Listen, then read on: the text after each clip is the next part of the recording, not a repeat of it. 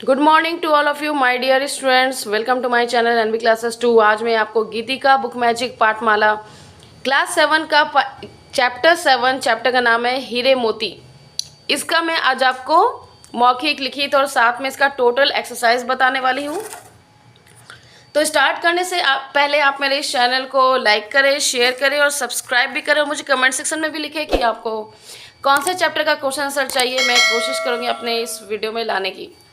ये बहुत ही अच्छी कहानी है बच्चों, अगर आप इसे ध्यानपूर्वक पढ़ें तो आपको ज़िंदगी का असली मतलब समझ में आएगा कि हमें अपने कर्म अच्छे रखने चाहिए और हर समय का सदुपयोग करना चाहिए, सही सदुपयोग करना चाहिए। तो चलिए शुरुआत करते हैं इसके मौखिक प्रश्न से। और ये चैप्टर मुझे बहुत ही पसंद आया। अभी तक मैंने जितने भी चैप्टर्स पढ़े उसमें से ये चैप्टर मेरा बहुत ही पसंदीदा है। प्रश्न क, बूढ़ा चौराहे पर चिल्ला चिल्लाकर क्या कह रहा था? उत्तर होगा, बूढ़ा चौराहे पर चिल्ला चिल्लाकर यह कह रहा था कि जो चाहो सो पाओ। देखिए बच्चों, इस पाठ में वो जो बूढ़ा है वो अपना समय और कर्म गवा चुका था, इसलिए वो नहीं चाह रहा था कि दूसरे लोगों की भी दुर्दशा उसकी तरह हो जाए, क्योंकि उसने अपने कर्म का, अपने समय का सही उपयोग नहीं किया, जिसके कारण उसकी आज दुर्दशा बहुत दुर्दीन है। इसीलिए वो सबसे कह रहा था जो चाहो सो पाओ, यानी कि वो चाहता था कि कर्म उसके पास है, उसके पास समय है, तो उस कर्म और समय का सही दोनों का मिला जुला कर अगर सही उपयोग किया जाए तो तुम जिंदगी में जो चाहो सब कुछ पा सकते हो। वो बूढ़ा पागल नहीं था, वो बूढ़ा चाह रहा था, उसका संदेश यही था कि तुम अपना कर्म अच्छा करो, तुम अपना समय अच्छा करो और तुम उससे जो चाहो पा सकते हो, उसका यही कहना था। तो बच्चों, मैं भी आपसे यही कहना चाहूँगी कि आप भी अपने समय का और कर्म का सही उपयोग करो। चलिए आगे बढ़ते हैं। प्रश्न ख, जब युवक ने हीरे मोती मांगे तो बूढ़े ने क्या दिया? उत्तर होगा, जब युवक ने हीरे मोती मांगे तो बूढ़े ने एक हीरा कर्म का और एक मोती समय का दिया। यानी कि हीरा क्या था? कर्म था, और मोती क्या था? समय। यानी कि हमें अपना कर्म और समय, ये बहुत ही हमारा बहुमूल्य चीज़ है जिसे हमें गंवाना नहीं चाहिए। चलिए आगे बढ़ते हैं। कैसे कह सकते हैं कि प्रकृति ईमानदार है? उत्तर देखते हैं, हर व्यक्ति को उसके कर्म का, समय का पूरा पूरा मूल्य मिलता है।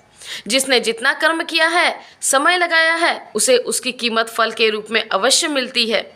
इसमें किसी प्रकार की बेईमानी या हेरा फेरी नहीं होता, अर्थात प्रकृति सबके साथ ईमानदार है।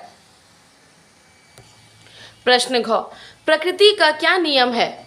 उत्तर होगा, कर्म करो और फल पाओ, अर्थात समय लगाओ और उसकी कीमत उससे ले जाओ। आप जैसा कर्म करेंगे वैसा ही फल मिलेगा। यह चैप्टर को आप ध्यानपूर्वक पढ़ें। यह चैप्टर आपकी लाइफ को बदल देगा अगर आप अच्छे से कर्म और समय का सदुपयोग करेंगे। लिखित प्रश्न का प्रश्न क, हीरा और मोती से बूढ़े व्यक्ति का क्या अभिप्राय था? वह बूढ़ा व्यक्ति हमें यह समझाना चाहता था कि हर मनुष्य के पास कर्म और समय है। यहाँ कर्म को हीरा और समय को मोती कहा गया है। कर्म और समय सबके पास होता है, इसका सही उपयोग किया जाए तो मानो दुनिया की हर वस्तु उसकी मुट्ठी में है। प्रश्न ख, बूढ़े व्यक्ति द्वारा कहे शब्द एक हीरा कर्म का और दूसरा मोती समय का से क्या अभिप्राय है? से उसका क्या अभिप्राय था? उत्तर होगा, वह बूढ़ा व्यक्ति हमें यह समझाना चाह रहा है कि हर मनुष्य के पास एक हीरा कर्म और एक मोती समय होता है, जिससे मनुष्य अपनी सभी इच्छाएं पूरी कर सकता है। अगर वह सही उपयोग करे तब उसका मूल्य अवश्य मिलता है। प्रश्न ग, कर्म और समय का महत्व क्या है? उत्तर होगा, कर्म का मतलब है किसी भी कार्य का फल, चाहे वह अच्छा हो या बुरा। अगर अच्छा कर्म करेंगे आप तो अच्छा फल मिलेगा, बुरा कर्म करेंगे बुरा फल मिलेगा, लेकिन फल तो मिलना ही है, तो क्यों ना अच्छा कर्म किया जाए। समय एक मूल्यवान संसाधन है जो हमारे जीवन में महत्वपूर्ण भूमिका निभाता है। हमारे द्वारा किए गए कर्म ही हमारा भाग्य बनाते हैं। समय का सदुपयोग करना हमारे जीवन में सफलता लाता है। प्रश्न घ, यीशु भक्त ने फरिश्ते से क्या वर मांगा और फरिश्ते ने यीशु भक्त से क्या करने को कहा? उत्तर है, यीशु भक्त ने फरिश्ते से यह वर मांगा कि उसे जीवन में कोई दुख न आए। तब फरिश्ते ने यीशु भक्त से कहा कि पहले तुम ऐसे घर का पता करो जहाँ कोई दुख न आया हो, उसके बाद मैं तुमको यह वर दे सकता हूँ। तो बच्चों, यह था मौखिक और लिखित प्रश्न। इसके बाद मैं आपको इसका टोटल एक्सरसाइज बताने वाली हूँ। तो स्टार्ट करने से पहले मैं आपसे फिर से रिक्वेस्ट कर रही हूँ कि मेरे इस चैनल को लाइक करें, शेयर करें, सब्सक्राइब करें। आपके घर में जितने भी फ़ोन्स हैं सबसे सब्सक्राइब कर दें ताकि मुझे भी आपसे सपोर्ट मिले। मैंने भी इस वीडियो को बनाने में बहुत मेहनत की है, तो मुझे भी इस कर्म का फल मिलना चाहिए।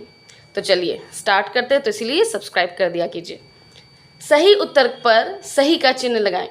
कस्बे के चौराहे पर कौन चिल्ला रहा था? एक बूढ़ा व्यक्ति, जो ये समझाना चाह रहा था कि हमें अपने कर्म और समय दोनों का सही उपयोग करना चाहिए। युवक ने बूढ़े व्यक्ति से क्या मांगा था? हीरे मोती। हीरे क्या थे? हमारे कर्म हैं। मोती क्या है? हमारा समय। मनुष्य सब कुछ कैसे पा सकता है? कर्म और समय से।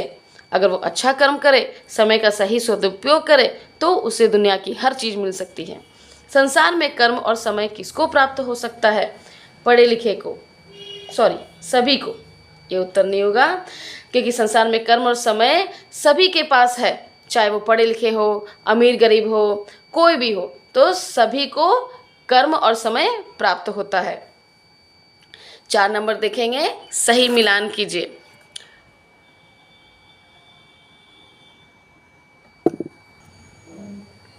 बूढ़ा व्यक्ति दीनहीन था, वो कौन नंबर लिख देंगे? हीरा। हीरा क्या था? हमारा कर्म था। मोती क्या था? हमारा समय था। दार्शनिक कौन था? अरस्तु थे। ईसाई कौन था? महाप्रभु यीशु। अंगो नंबर। चलिए इसका खाली स्थान भरते हैं हम लोग, जो कि चैप्टर से देख के भरना है। डैश कुछ भी कह बक सकता है। पागल। पागल कौन था? वो बूढ़ा व्यक्ति जो एक्चुअली में पागल नहीं था। ख नंबर, एक नौजवान को डैश देखकर वह पागल व्यक्ति खुश हो गया। आकृष्ट मतलब अपनी ओर आते देखकर, खींचा हुआ देखकर। डैश उस प्रत्येक मनुष्य के पास मुफ्त में होता है जो शरीर से डैश है, यानी कि कर्म।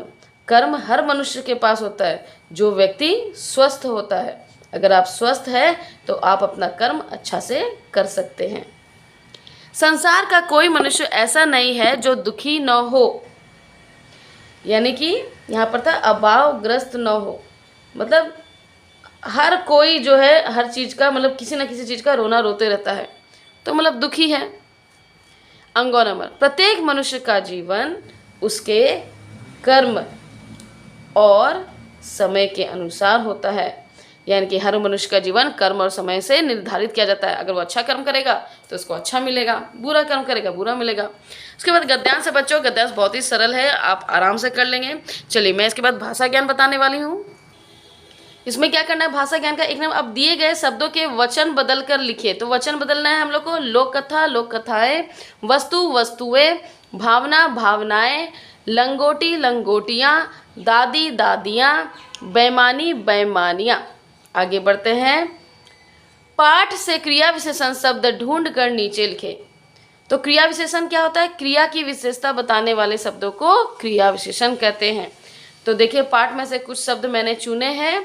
बहुत, बार बार, कुछ, जहाँ। आगे बढ़ते हैं। आपको आधा रॉ, जिसे हम रेफ या रॉ भी कहते हैं, उसका एग्जाम्पल्स लिखना है जो पाठ के अंदर छिपे हुए हैं। कर्म तो मिला ही था। कार्यों, निर्भर, दार्शनिक, संघर्षरत, ईमानदारी पूर्वक, व्यर्थ, जर्जर, ये सभी शब्द पाठ के अंदर से मिले हैं। तो बच्चों ये था पार्ट 7 हीरे मोती का प्रश्न उत्तर, जो आज यहाँ कंप्लीट होता है। आशा करती हूँ आपको ये वीडियो आपकी स्टडीज़ में ज़रूर हेल्प किया होगा। तो प्लीज़ प्लीज़ प्लीज़ अपने घर के सभी मोबाइल से सब्सक्राइब करें, इतना तो आप कर ही सकते हैं। लाइक कर दें और कमेंट में भी लिखिए आपको कैसा लगा। एटलीस्ट थैंक यू तो बोल ही सकते हैं। तो चलिए आज के लिए इतना ही। आगे मैं नेक्स्ट चैप्टर ज़रूर बनाऊंगी, उसका नाम है सुभागी। तो उसका मैं प्रश्न उत्तर जल्द ही लेके आऊँगी। तो आज के लिए इतना ही। Thank you, bye bye.